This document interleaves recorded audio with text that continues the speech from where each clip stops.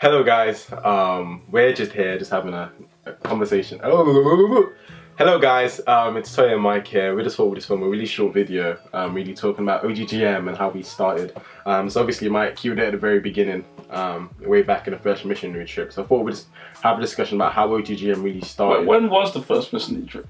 I want to say 2014, 15, but I feel like I could definitely be wrong. This is our fourth year. No, 2016, would it be? Yeah. 2016, yeah. So how was that? How did that work? Okay, cool. How did that happen? Yeah, that's the question. Well, yeah, so it's interesting because obviously everyone's always curious about how things started. Yeah. You know, and there is a podcast we have called The Pulse, which details this and explains it all in good details, 20 minutes or so. Oh, yeah. So if anyone wants to kind of find out how, I came to Christ and my testimony and stuff like that, then you can check it out there. And equally, I think yours is there as well. Yeah. You speak about kind of your journey. OGGM started when kind of inauspiciously, when we took I heard from the Lord, and people always go, what does that mean? I read the Bible. And it said in plain text that we should go into all nations. So that's always been in my head, go into all nations. Now, even though it was in my head, I kind of likened it to going out on the street, right?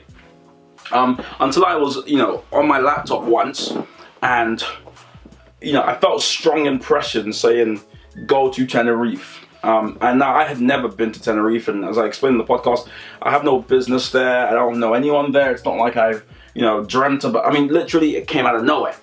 So I started doing my research, and anyways, cut a long story short, I rallied together a group of people, and we traveled there. We do training. I train them. We do Bible study, and then we go to Tenerife, and we have, quite frankly, just a life-changing experience. I mean, it was literally probably the most supernatural week I think I've had. I cried multiple times.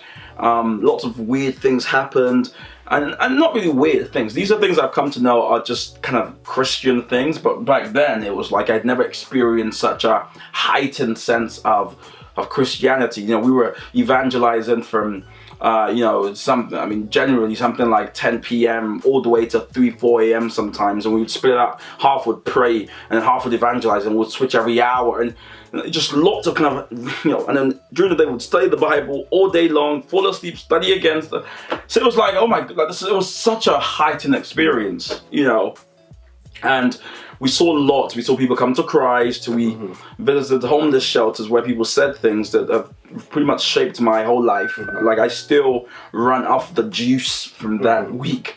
In terms of what matters, what doesn't matter. I had so many conversations, as you do, on the balcony overlooking the sea, telling someone next to me, this is what I want to do for the rest of my life. Yeah. And till today, that's still the case. This is all I want to do for the rest of my life. In that week, I learned about what matters. Yeah. Then I was very kind of high flying, gonna change the world type of fella. The kind of academic, volunteering, civically engaged guy. And that's the week I think God just smacked me in the face and said, that's all great, but what profits a man to gain the world and lose his soul?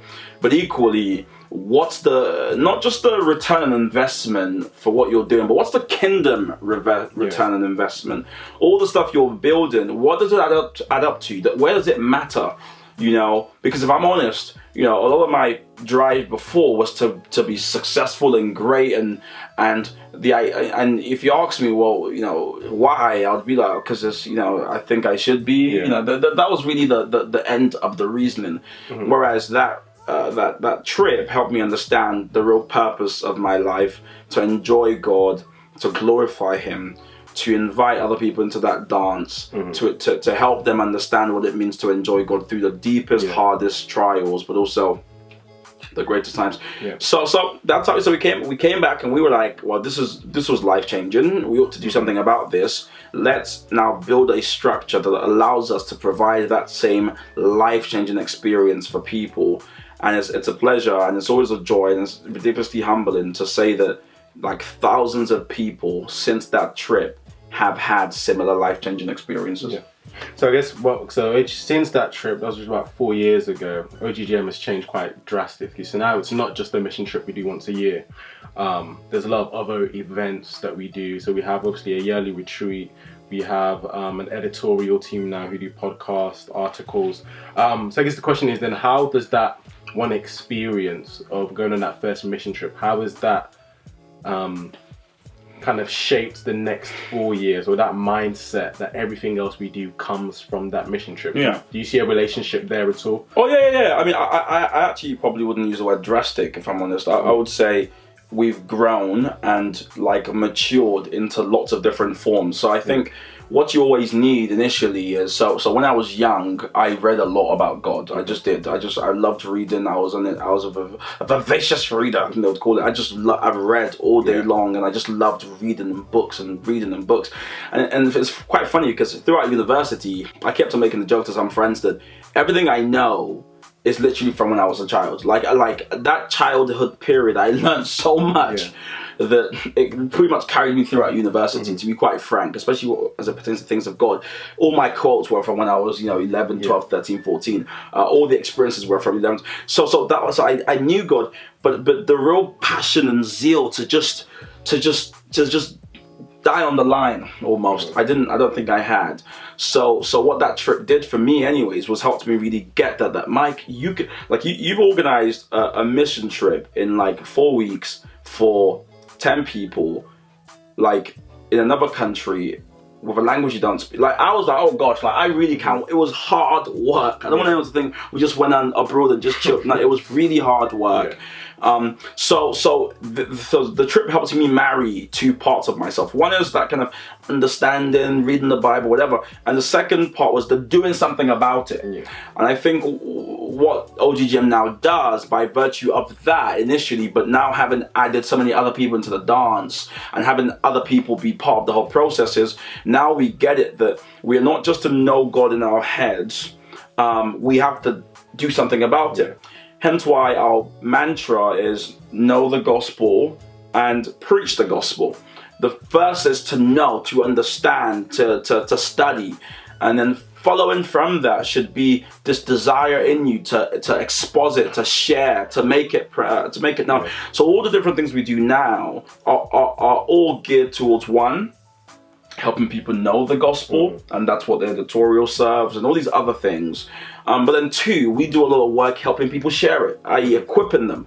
When you go into your world of work, here's how you think about your job properly. Here's how you go deeper in the scriptures. Here's how you get the passion inside of you to share. Here's how you maintain your focus. These are all things we've been doing. So for me, that trip changed my life, quite frankly. Of course, what I'm really saying is God used that trip to change my life, right? But now I think OGGM is like that as well, So that's kind of I think you mentioned our mantra and our mission. It's simply to know the gospel, and to preach the gospel. And that's pretty much it. So I guess if you like to find out anything more about OGGM, anything more about what we do, how to get involved, how to join the team, how to volunteer, everything you possibly need can be found on our website, www.ourgodgivenmission.com. Thank you, Mike, for joining us. Thank you guys for listening. This is not the podcast. I can't get out of my podcast. Even our podcast, you can find that. It's all on the website. Follow us on our socials. Super. _OGGM. You're wearing a jeans jacket. You ought to be more relaxed.